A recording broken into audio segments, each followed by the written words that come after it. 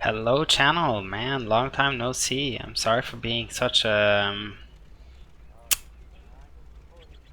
I'm sorry for being so absent basically, but you know, life gets in the way of simming very often. Well, today is gonna be kind of a short flight because life does get in the way of simming, but we are it's probably gonna be quite an interesting one looking at the weather. So we are on Diamond Point in Washington State, Orbx PNW, and this is Orbx Diamond Point, and we are gonna take off from here. It's the plan in this lovely Texan, and we are gonna go into, see here, mountain obscuration. So we're gonna take off from here, go over Whidbey Island, and then go straight on, straight east basically to Darrington, try and touch down there, and then later we'll make our way up through Concrete and then back to Skagit and then hopefully out to Bellingham, and by that time hopefully those slowpokes at what's it called again? I forget. Riddles. I was going to say Raspam, but Riddles Entertainment have released their prepared version for the version of Bellingham, which I think will be quite good. I have to say, there's so many sounds at this airport, really quite impressive. Okay, so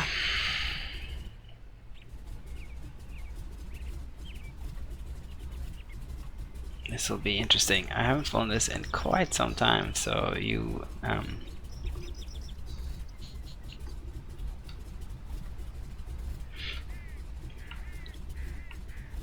it will be quite something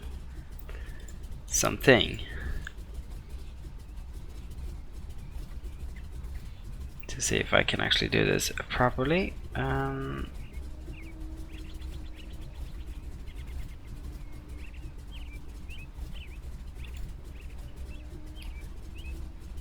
First order of business here is just basically getting the GPS turned on. I've never actually installed. I've never had this GPS turned on in this aircraft before, so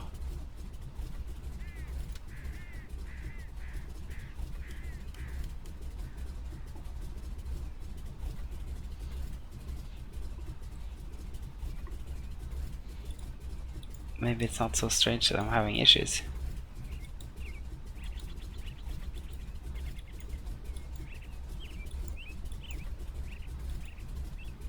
To be honest, it could be that it's just not turned on properly, that it's not installed properly.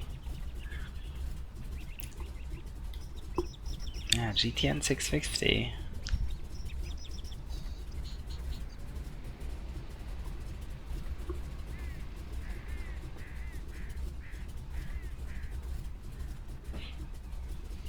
Oh well, I can't seem to get it to work. I need to look into that a little bit more carefully. So 117.2, that's our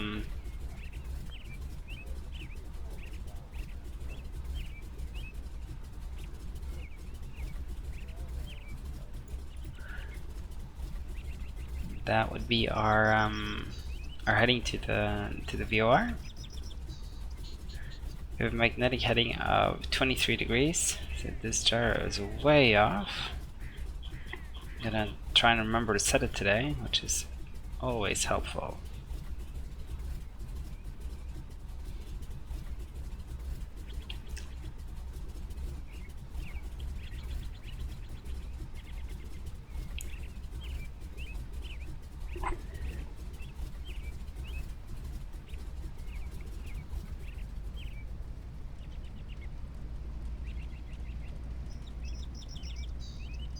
Bring up some idle speed here.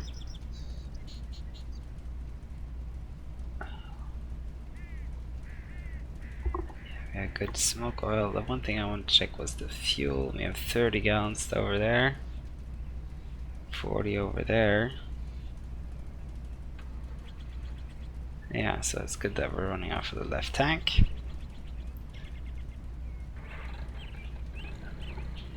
Let's see if we can't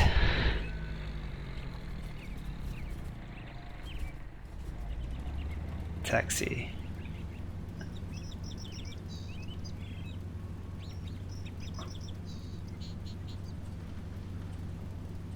taxi this bird down. I keep forgetting. It's I think you hold the you hold the stick back, then you get tail wheel coverage, tail wheel control. If you push the stick, no, if you push the sticks, hard to tell. Anyway, you push the stick forwards or back or something, you get theoretically anyway the chance to sort of get a steerable tail wheel, and if you let it go in the center, then you get a free cast string tail wheel. So you just use the toe brakes to steer. Both things are actually really quite fine. So I don't know if you guys watch, if you watch my channel, you probably watch other YouTube channels on flying. But one thing I've really found quite helpful is starting to watch channels that are about real-world flying and not just simulator flying. And I just got a really good tip recently from I think it was Flight Shops, which is a great channel, and it was about flying tail draggers and how when you sort of taxi and you do the takeoff roll, what you should do is, since you can't see the runway, you look at the sort of the slice of pie on each side of the cowling, and that's, you just don't want, you just line up and you try to get that not to change. So if you look at the sight picture here, I guess I have these cones. So this cone is slightly right on the cowling, and this one is a little bit more to the left of the cowling. Let's see if we can't, as I try and take off here, I'm going to try and keep them like that as we go down the runway until I get the tail off in the ground.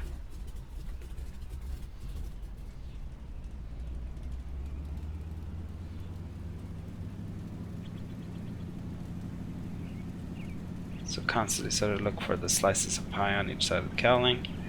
Or now I can see the runway actually. So yeah, try and keep the runway at the same size on each side. Whoa. Whoa. Easier said than done. It's a very narrow runway.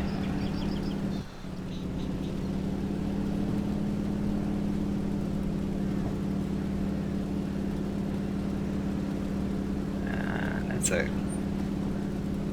that's not the best takeoff.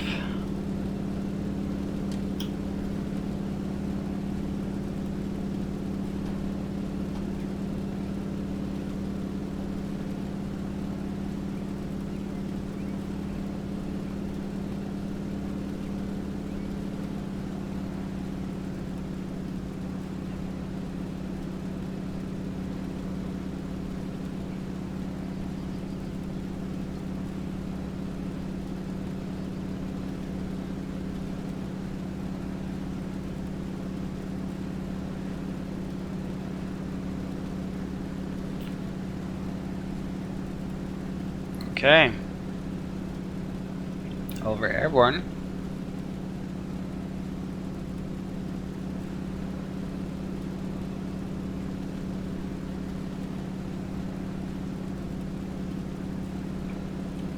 And slowly climbing, which is sort of the standard for this plane.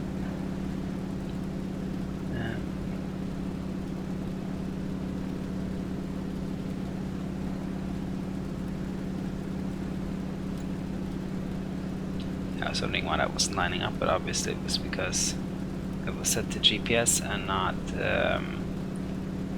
nav radio mode.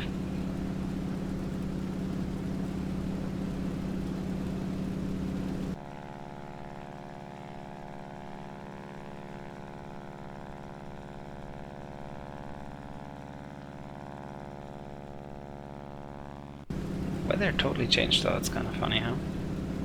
Okay, so let's figure out where we're gonna go. We're going at a heading of 021.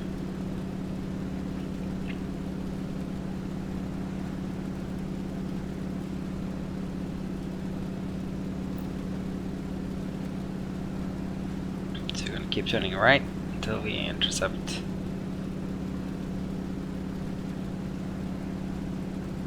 that radial. And we're gonna follow it up until we get to the VOR. beautiful. Man, it's really been too long since I've been flying. Sorry about last time I recorded the video too. I was coughing a lot, and and I just didn't think about it. I just didn't sort of realize, because I felt fine. I've been sick, but I felt all of a sudden a lot better, and I don't know. It just wasn't in my mind at all. And I listened back to it, and oh my god, that was I loud. Really sorry about that, guys. And also really sorry about taking so long to record a new video.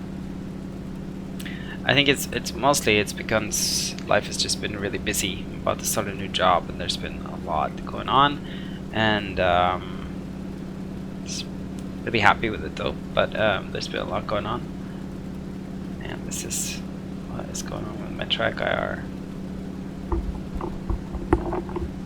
Really annoying.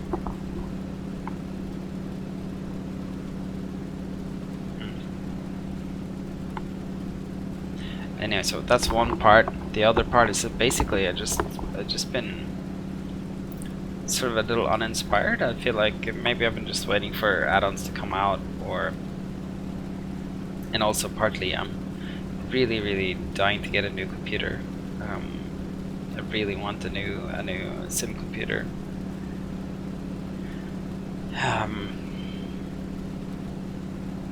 Also partly because of this new job, I just want something a little bit better. That would be great. So I've sort of been holding off, sort of thinking that maybe I'd be buying this new computer, but I think it will still be a while. Maybe around Christmas I'll have time to get that organized and set up. But the fact of the matter is I'm just going to be really busy until then. That said though, I still do want to do some more flying. Another thing that's kind of been really depressing and sad to me is it's all these new jets. I love the CRJ and I love the 717, but they keep crashing on me. It's so annoying. I have like so many videos, and when I say so many, I probably have like 5 or 6 videos that I've recorded that have resulted in like crash to desktop, and that's really not, that's no fun. It kind of kills the joy of things. I just want it to be, I'd really love for that to work better, because it's fun to learn something new. And I feel like recently, because of those planes, they're all, I kind of really want to learn how to fly, and they're not working, so I haven't been learning anything new, and it just sort of leads to me not flying as much. This is beautiful. My controls are just way too fast, so I am gonna like tune them down a little bit.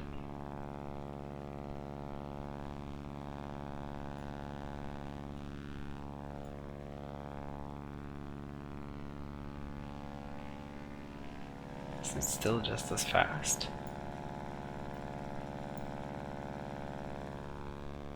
Right? I don't get it. Anyways, let's do it like this.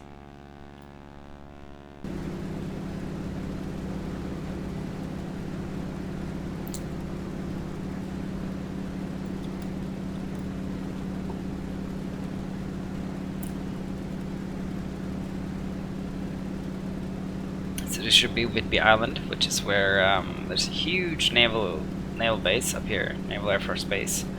It's where they filmed Officer and a Gentleman, I think, in Pacific Northwest.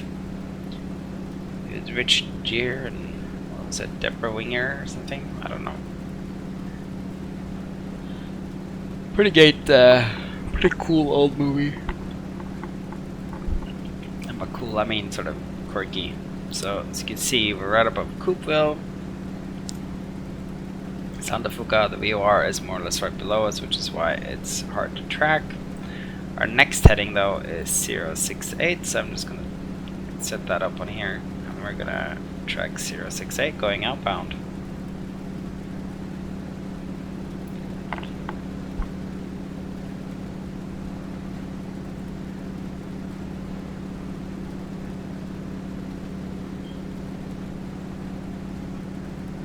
That's us over the VOR. You can see the arrow searching here, going to and going from. Now we're going from.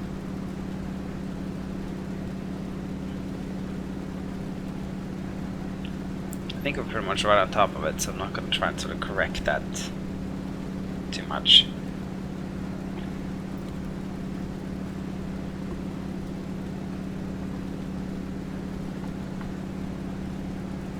I'm just going to sort of set it up for like 7 or 7.2, something like that.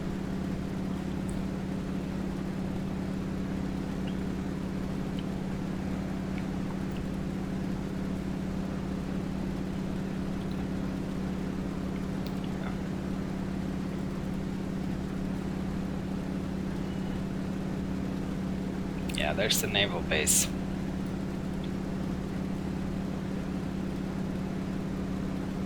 At one point I had the military AI works up in there, which was really kind of fun. You had all kinds of like EA6B prowlers and F-18s and stuff taken off, but didn't really work too well with the prepared version 2 or whatever it was that I was trying to get it set up in. So I removed it. Well, it really would add a lot of fun immersion if we had that back in the sim.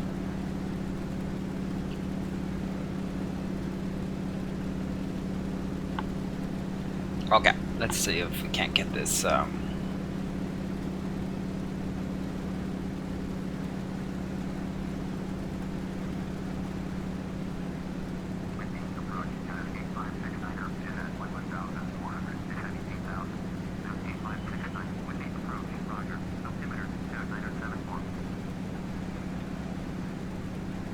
tweak the cruise here a little bit.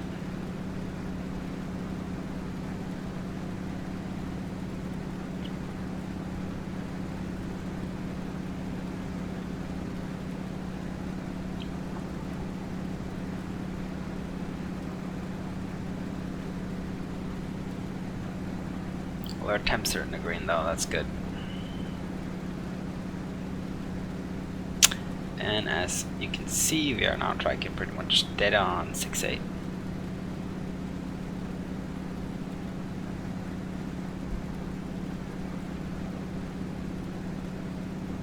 I'm happy with my altitude to 5,500 feet, that's more than enough.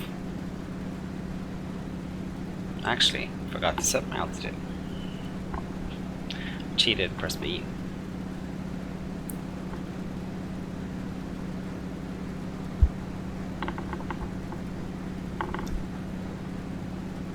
Sometimes, some days you just feel like cheating. Which is kind of nice about the sim, right? You can use it for different types of things. You can be real serious about it, you can just mess around.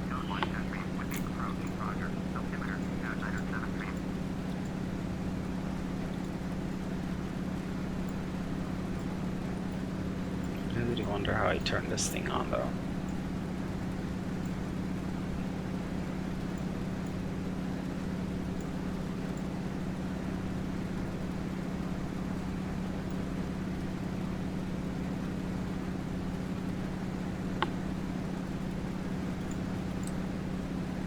Ah, cool, this is the new dynamic light thing. Oh, that is so neat. Oh, that is so cool. That is so cool. I've actually turned on dynamic lighting in the sim, and I figured out what makes it possible, basically. So this is dynamic lighting. You see, it doesn't really rob me of a ton of FPS, a little bit, but not a ton. And the main reason why is you can't combine that dynamic lighting with heavy anti-aliasing. And that was what I used to have. I had it combined with very heavy anti-aliasing. And that was the problem. It does not like that. Let's see, there's the mouth of the Skagit River, I think. Huge salmon river.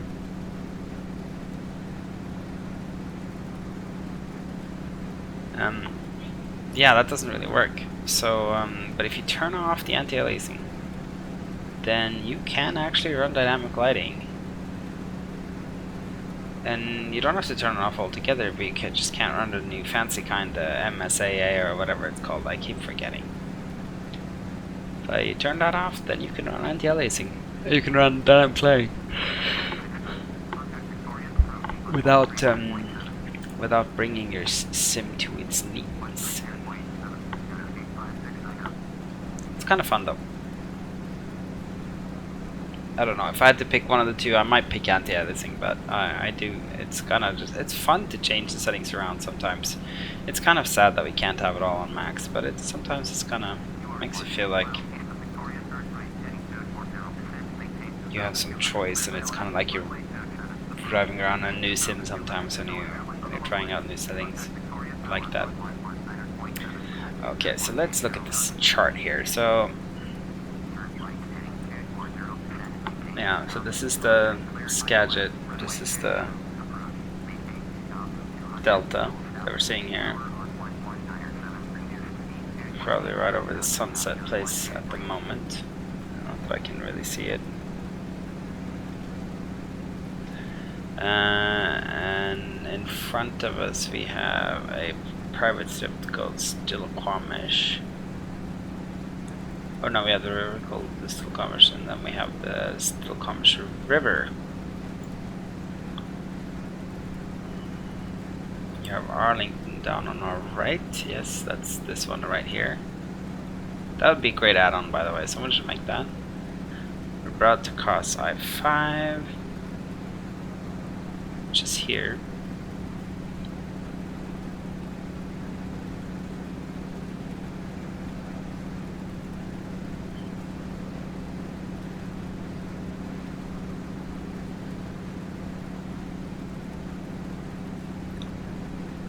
Little bit concerned about where to go. I don't really know that, but there's a Lake Kavanaugh, which might be behind these hills.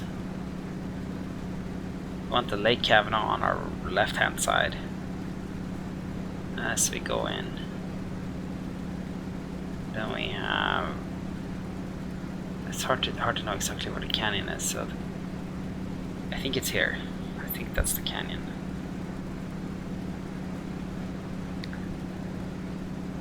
If you look at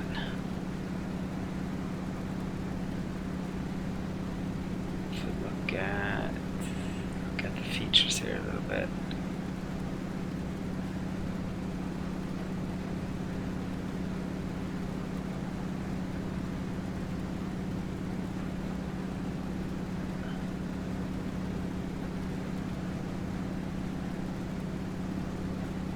Arlington.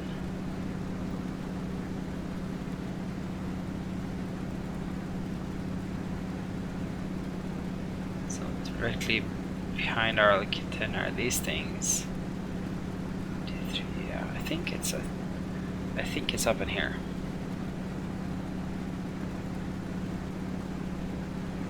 Which makes some sense. That would make that hill this hill. Yeah, because see, you got like two little things here, and you have another sort of longer one behind there, and then there's a lake behind there. Okay. See if that's correct. And as we come up this hill, you also see the river here, sneaking close to it. Okay, I think we're heading the right direction. Also, our compass more or less tells us we're heading the right direction, but it's not always that easy to see.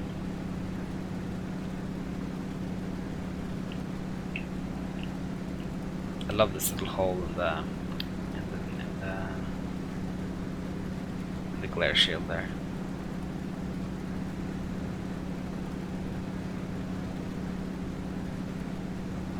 Yeah, I'm quite confident that's correct now.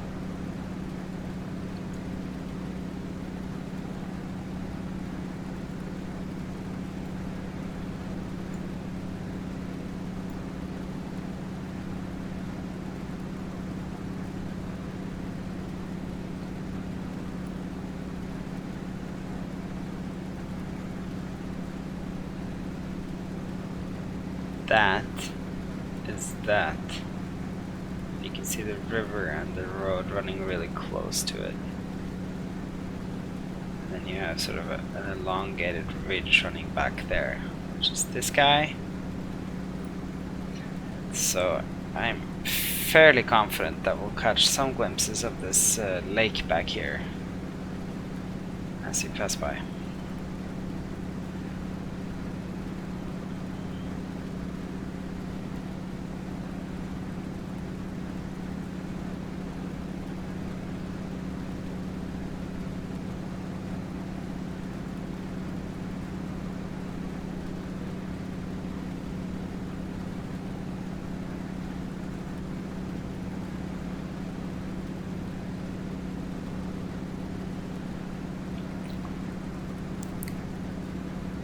I was kind of expecting us to lose sight a little bit of where we're going, but I don't think that's going to be the case here. And you know what, let's actually just delete this from our flight plan so we can get a good heading. So 070 is the heading if you want to.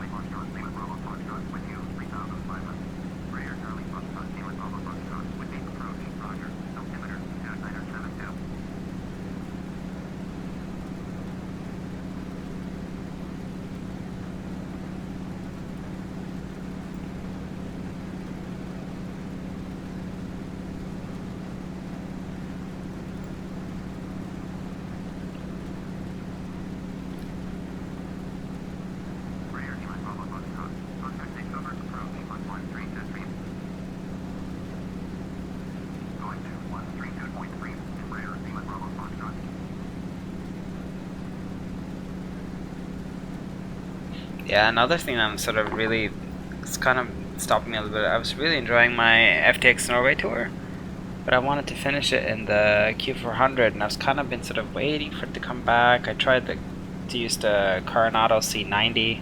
See, there's the lake instead, so it'd still have like a turboprop to finish the northern Norway airports, but it's just not as good. I'm really waiting for that Q400. That is my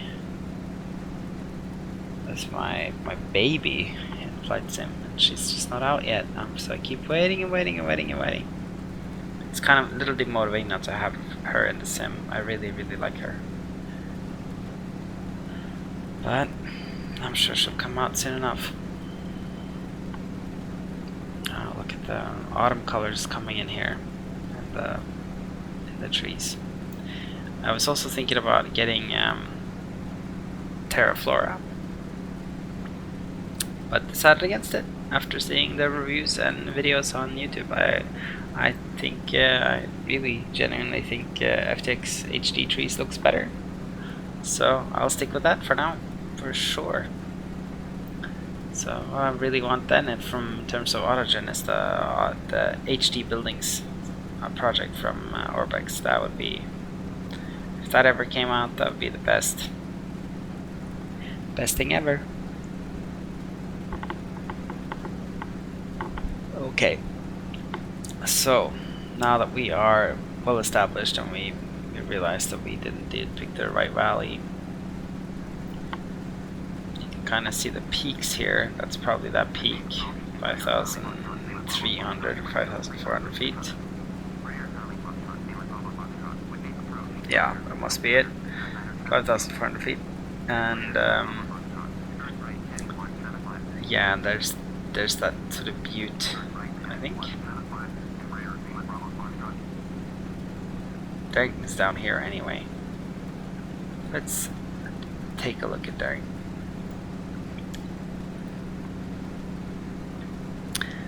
I think, as far as I remember, the way to land in Darrington is really only the westbound runway, because well,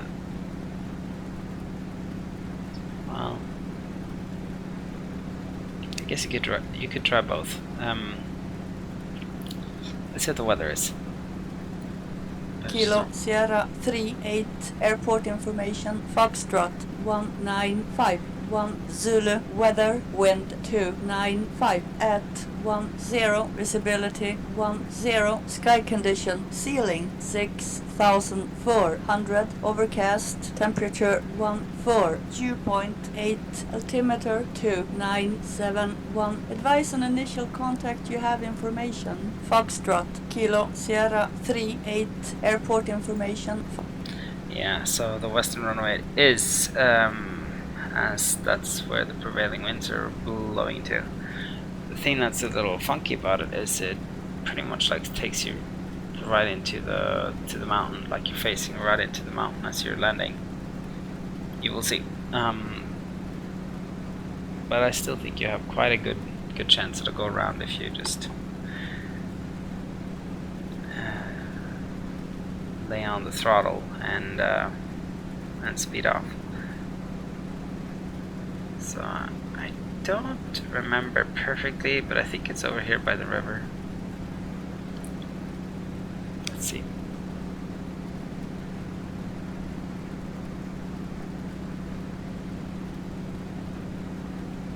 It's right below that butte or something. It's somewhere in here. I call it a butte. It's probably not a butte at all. I don't know what I call it. Mountain. 3,800 feet. Which could be that one. And there are power lines which we are seeing. It's somewhere around here. I'm going to cut the throttle and start my descent a little bit.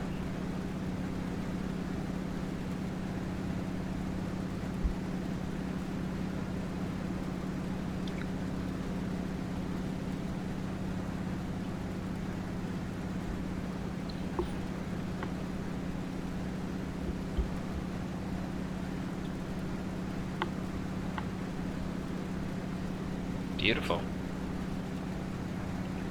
I feel like this ultra mesh from pilots really helps in the Pacific Northwest. You look at how sharp those mountains seem. They look pin sharp. They look like they can cut you. And I want to say I'm pretty confident that it didn't used to look like that. I'm not going to test out the old mesh anymore, but for most of the world, I don't think it makes much of a difference, but for where there's really good data like there is up here, I do think it makes some difference. Yeah, so this is Darrington. You see the power lines, everything. Just where did that runway go? Oh, there it is. See, it's tricky, man. It's really tricky to get into this place. So this is the east runway. That's what I mean about the west runway being really difficult. You kind of have to go. You see, it runs like this. Even the west runway, the east runway is tricky. It takes you in, and then you basically have, like, you really have to sort of hoof it to get out of there. And this is not so much easier because I'm planning on coming down here, down the river. Actually, that's a mistake. I should come in the other way.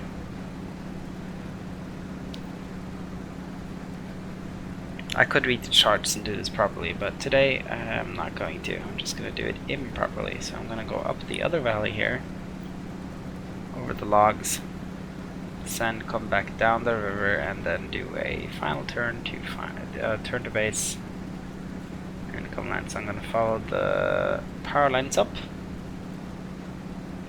as we slowly descend. Look at that, though. Beautiful scenery, huh? Amazing.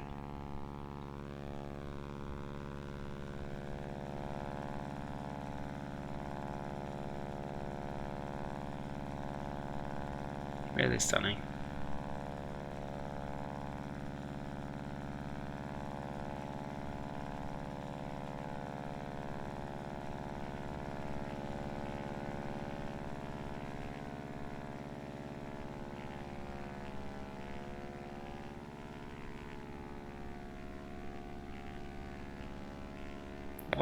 What amazing countryside they have. What amazing. These mountains are so amazing. Ridiculously beautiful. It's a gorgeous place.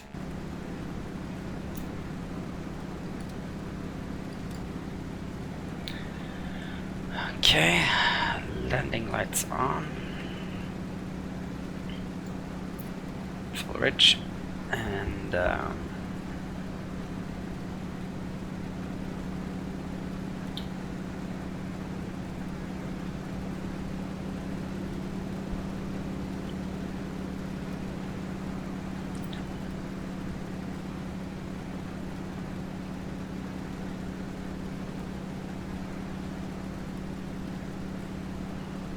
it's kind of fun to fly the Texan. I just find it a little sort of too docile, like it's, or I don't know, maybe it's just me, I don't know, I just don't, I find it hard to land too, I guess. She's difficult, but she just feels, she doesn't feel difficult when you're in a cruise, like this all feels very predictable, but the engine management is actually quite challenging, I guess. That's absolutely true. Okay, we're gonna take her around now. She's gonna drop quite a bit of altitude, I think. Start with a standard turn, but I think we might have to increase our rate of turn.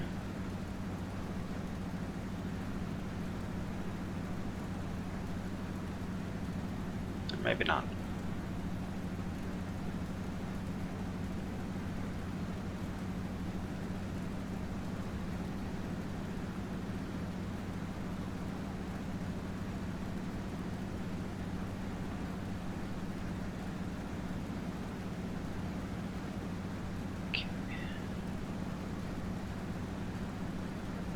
Come down the river, and then we're gonna turn right for our final.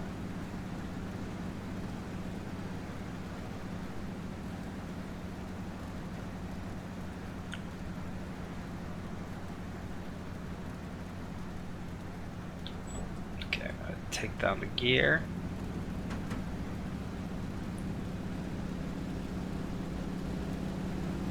Get a bit more configured. Add some drag to this plane. It's quite heavy, so it takes a long time to sort of slow down.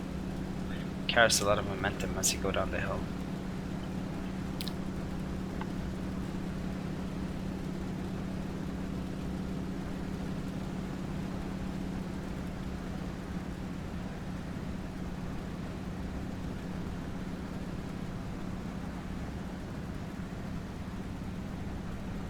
Fun thing about the flaps too is you basically hit the flaps down button and you watch the gauge until where you want it to stop, and then you hit the flaps up button to stop the flaps. So I go flaps down, I go flaps up, and flaps down here.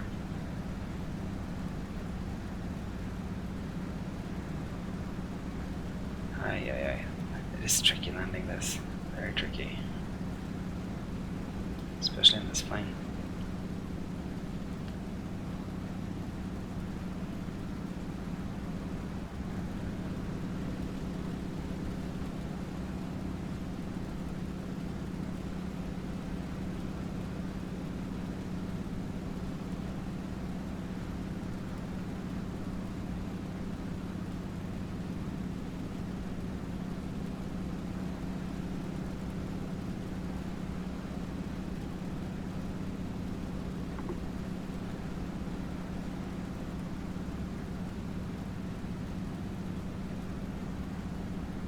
Okay, there we go. I'm coming in over the quarry.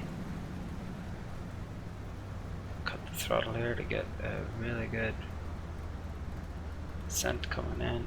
Yeah, it's too short of a turn this, really. Let's see if we can't do it anyway.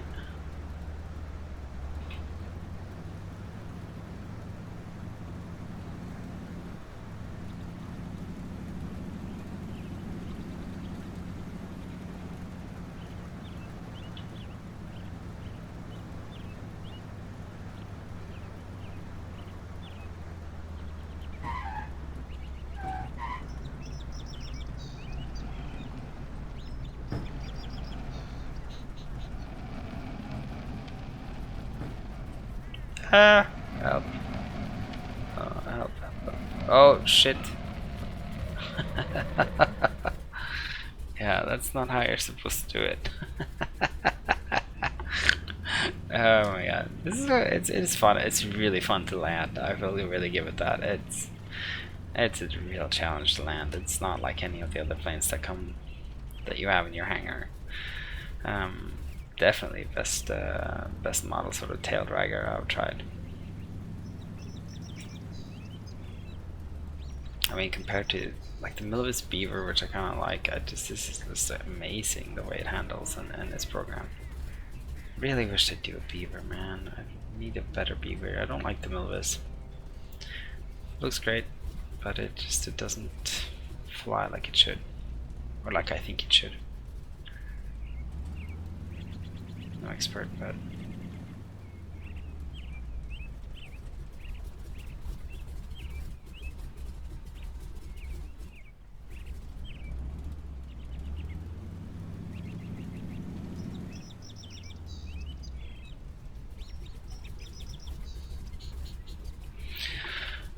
you know what? Let's just catch up that instant replay. That could be an interesting one to look at before we call it a night. It's been fun to fly again, you guys. It really has been way too long. So yeah, it is a shockingly tight turn. It's not really.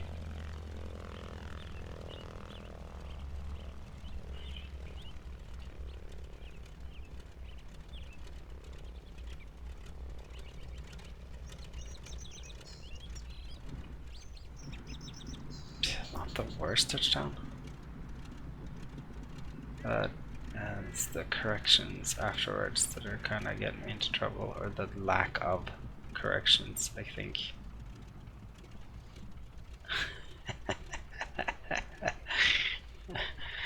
Yeah. Not good. Anyways, fun times. Enjoyed it. This is it is a fun plane to fly. I might fly this more. Let me know what you think. Should I fly this more, or should I go back to the ones I'm better with, like the Cessnas and the Pipers? Let me know what you think in the comments. Subscribe, like, do all that stuff. Give me suggestions of what to do next, and I'll see what I can do.